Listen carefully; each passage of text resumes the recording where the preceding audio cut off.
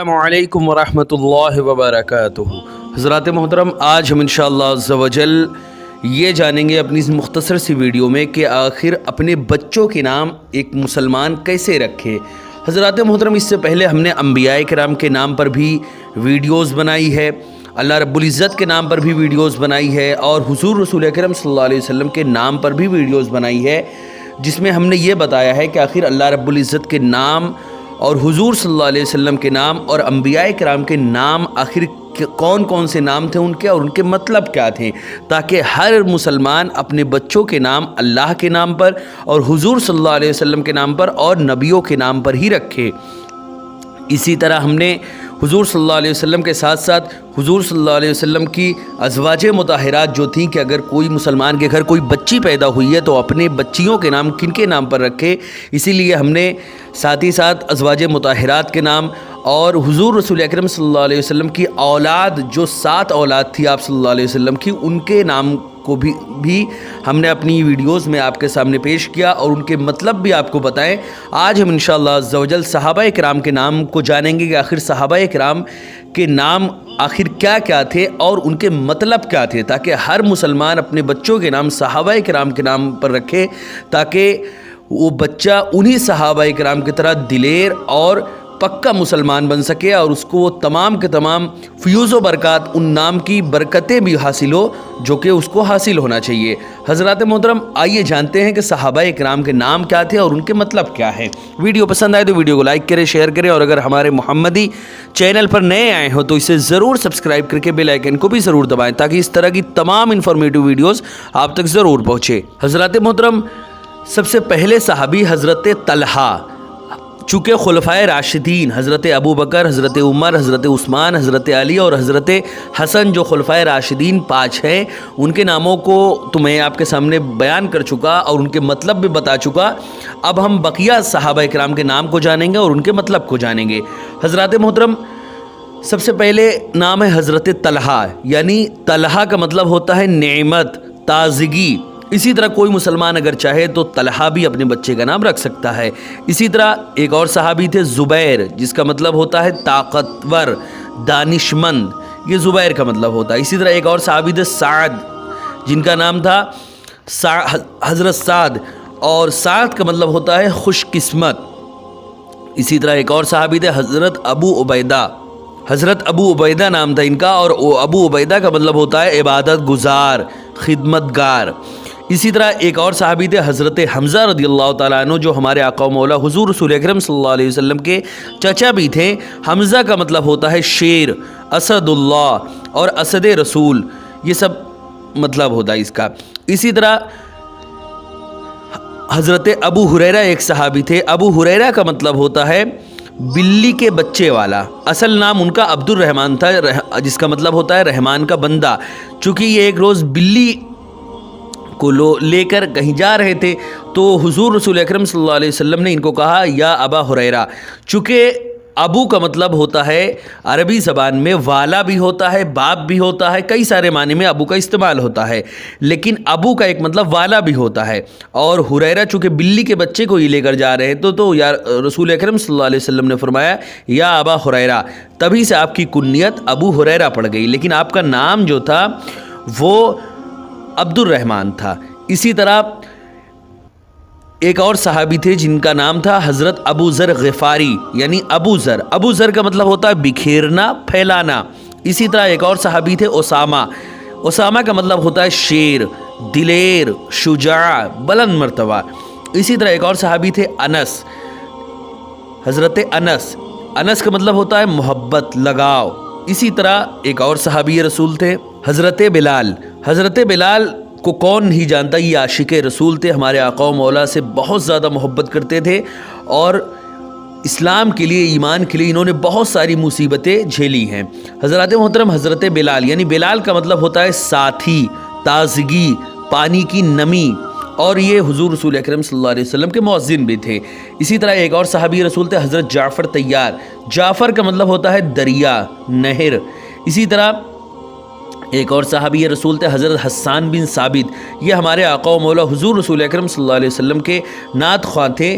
یہ نعت خوانی پڑھتے تھے، نعت نبی گنگناتے تھے اور حضور رسول اکرم صلی اللہ علیہ وسلم اس کو سماعت کرتے تھے۔ حسان کا مطلب ہوتا ہے خوبصورت، اچھا۔ اسی طرح ایک اور صحابی رسول تھے جن کا نام تھا حضرت حذیفہ۔ حذیفہ کا مطلب ہوتا ہے آرام و آرائش۔ اسی طرح ایک اور اللہ کے رسول کے صحابی تھے جن کا نام تھا حضرت خالد بن ولید۔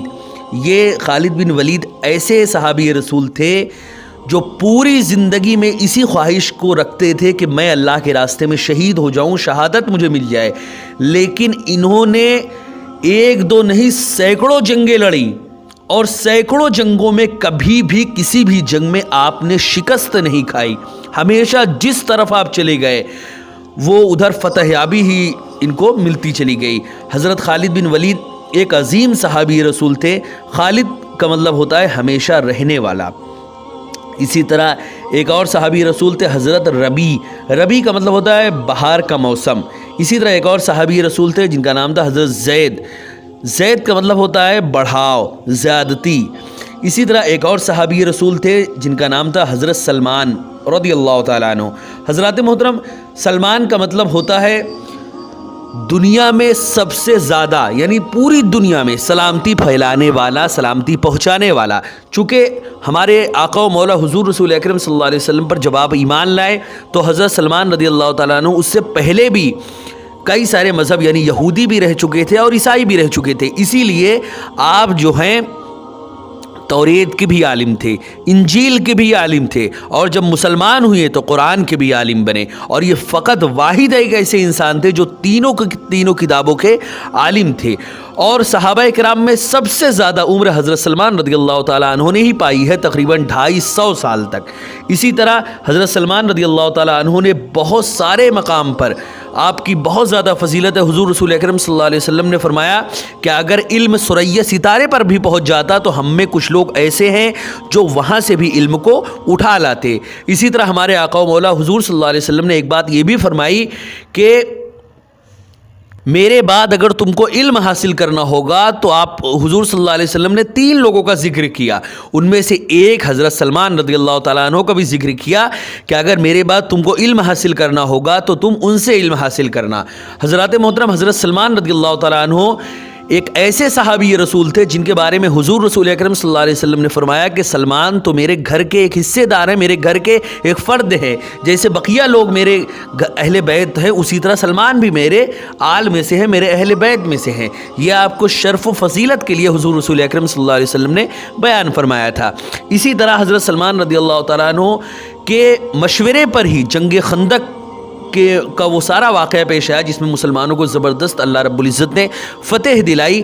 اسی طرح بہت سارے مقام پہ حضرت سلمان رضی اللہ تعالیٰ عنہ کے بارے میں حضور رسول اکرم صلی اللہ علیہ وسلم نے کئی ساری حدیثیں بیان فرمائی، اور جب حضرت سلمان رضی اللہ تعالیٰ عنہ کو آزاد کرانے کا معاملہ آیا تو حضرت محمد عربی حضور رسول اکرم صلی اللہ علیہ وسلم نے اپنے ہاتھوں سے باغ لگائے، اپنے ہاتھوں سے کھجور کے درخت لگائے، اور پھر اس کے بعد حضرت سلمان رضی اللہ تعالیٰ عنہ کو آزادی ملی تھی۔ حضرت محترم، حضرت سلمان رضی اللہ تعالیٰ عنہ کے بہت زیادہ فضائل کا بہت زیادہ ان کے فضیلت ہے۔ سلمان کا مطلب ہوتا ہے ہر ایک پر سلامتی پہنچانے والا، پوری دنیا میں کوئی بھی ہو بغیر کسی تفریق کے سلامتی پہنچانے والے کو سلمان کہتے ہیں، اور یہ رحمان کے وزن پہ ہے۔ جیسے رحمان کا مطلب ہوتا ہے ہر ایک پر رحم کرنے والا، اسی طرح سلمان کا مطلب ہوتا ہے ہر ایک پر سلامتی پہنچانے والا۔ اسی طرح سلمان کا مطلب ہوتا ہے بغیر کسی تفریق کے، یعنی یہ ہندو ہے، یہ مسلمان ہے، یہ سکھ ہے، یہ عیسائی ہے، یہ دیوبندی ہے، یہ بریلوی، ہر ایک بغیر کسی تفریق کے، نسل کے، مذہب کے، فرقے کے، بغیر کسی بھید کے ہر ایک کی جانب سلامتی پہنچانے والا، یہ سلمان کا مطلب ہوتا ہے۔ اسی طرح سلمان کا مطلب یہ بھی ہوتا ہے ذرہ، ریزہ، چھوٹا سا، یہ سب مطلب ہوتے ہیں سلمان کے۔ اسی طرح ایک اور صحابی رسول تھے جن کا نام تھا حضرت صہیب رومی۔ صہیب کا مطلب ہوتا ہے سرخ رنگت والا۔ اسی طرح ایک اور صحابی رسول تھے جن کا نام تھا حضرت عباس۔ عباس کا مطلب ہوتا ہے غضبناک شیر، یعنی غصے والا شیر۔ حضور رسول اکرم صلی اللہ علیہ وسلم کے آپ چچا بھی تھے۔ اسی طرح ایک اور صحابی رسول ہے حضرت عمار بن یاسر۔ عمار کا مطلب ہوتا ہے بلند مرتبہ، ممتاز، صاحب علم و وقار۔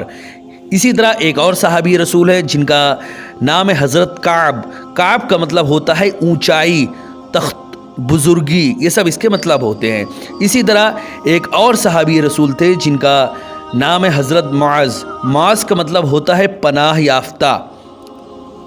حضرات محترم اسی طرح ایک اور صحابی رسول ہے جن کا نام تھا حضرت نعیم بن عبداللہ. نعیم کا مطلب ہوتا ہے نعمت والا.